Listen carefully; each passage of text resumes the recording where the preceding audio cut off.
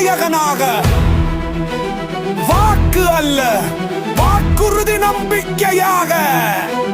வாய்மையோட பேசும், மனசில அன்பு வைக்கும் தமிழ்நாட்டு